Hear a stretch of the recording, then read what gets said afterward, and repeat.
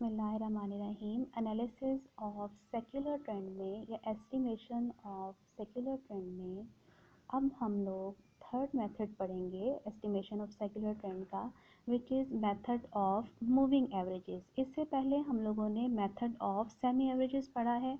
अब हम लोग मेथड ऑफ मूविंग एवरेजेस को स्टडी करेंगे।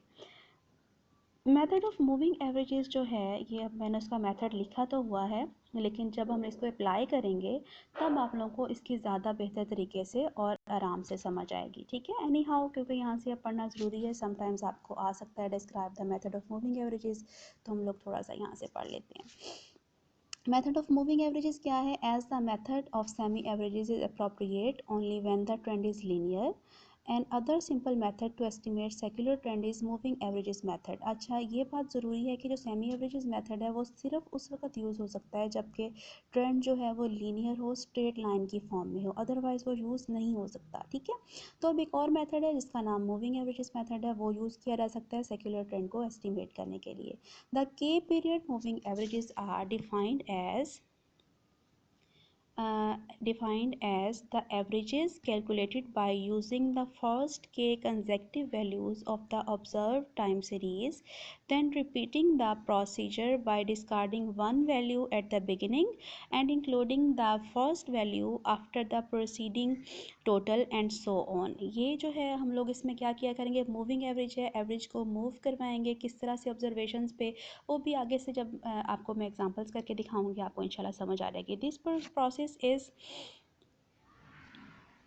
continued till the last k consecutive values have been averaged. The averages so obtained are placed in the middle of the group for which average is calculated। Semi average की तरह जब भी हम average लेंगे तो उसको middle of the group में place किया करेंगे। When we take the average of even number of values, अगर हमारे पास एवरेज हमें कही गई इवन नंबर ऑफ वैल्यूज़ के लेने के लिए, the middle of the group lie between 2 years, तो दोबारा वही काम होगा कि मिडल जो है वो दो ग्रुप्स के of the group lie 2 years के दरमियान में आएंगे। In order to make the averages coincide with a particular year, उसको किसी पर्टिकुलर ईयर के सामने लाने के लिए, सेंटर करने के लिए हम लोग क्या किया करेंगे, we centre the averages by calculating further a 2 year moving average of the even order moving averages. The averages so obtained are called centred moving averages.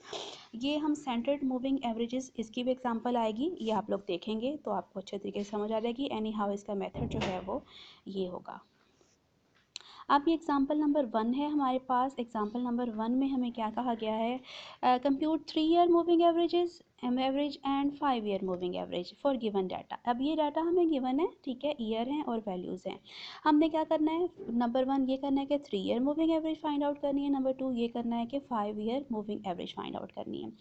इंतहाई आसान है, बहुत सिंपल है, इसको देखें। सबसे पहले हम लोगों ने क्या करना है, जो भी हमारे पास ईयर है उसको ये कॉलम वाइज लिख दिया। ठीक है, कॉलम वाइज लिख दिया। उसके बाद जो वैल्यूज़ हैं उनको भी हम लोगों ने क्या किया है, कॉलम वाइज लिख दिया है। वाई की वैल्यूज़ को, बेशक इनको वाई डाल लें, ठीक है, वाई की वैल्यूज़ को हमने क्या किया है, कॉलम वाइज लिख दिया है। कॉलम वाइज लिखने के बाद फिर क्या करना है, फिर हमने अब ये करना है कि पहला जो हमारा पार्ट है वो है 3 ईयर मूविंग एवरेज का। ठीक है, तो फर्स्ट पार्ट के लिए हम लोग क्या करेंगे, पहले सबसे फर्स्ट 3 ईयर की वैल्यूज़ ली। फर्स्ट 3 ईयर की वैल्यूज़ क्या हैं, 2 4 6 हैं, उनकी एवरेज ली। 2 + 4 + 6 डिवाइडेड बाय 3, वो आपके पास 4 के इक्वल आ गई, और इसको आपने उन 3 वैल्यूज़ के दरमियान में लिखना है, और 3 वैल्यूज़ का दरमियान हमारे पास 4 बन रहा है, तो और 1969 ईयर बन रहा है, 1969 के सामने हमने करके लिखना है। ठीक है, अब मूविंग एवरेज है, अब कैसे मूव करना है, पहली वाली वैल्यू को छोड़ देना है और दोबारा से 3 वैल्यूज़ काउंट करनी है, 4 6 8। ठीक है, 8 तक दोबारा 3 हो जाएंगी और इधर से 8 को इंक्लूड कर लेना है, तो हमारे पास नेक्स्ट जो आ जाएगी मूविंग एवरेज वो क्या आएगी, 4 + 6 + 8 डिवाइड बाय 3, 6 के इक्वल आ गई। अब फिर दोबारा क्या करना है, नेक्स्ट के लिए 3 ईयर मूविंग एवरेज के लिए अब हमने नेक्स्ट वैल्यू 4 भी छोड़ देनी है और 6 8 और 7 को ऐड किया। ठीक है, ये हमारे पास आ गई, और बिल्कुल ये प्रोसीजर हमने कंटिन्यू रखना है जब तक कि हमारी लास्ट वैल्यू 12 जो है वो उसके अंदर इंक्लूड ना हो जाए। तो ये हमारे पास 3 ईयर मूविंग एवरेजेस आ गई।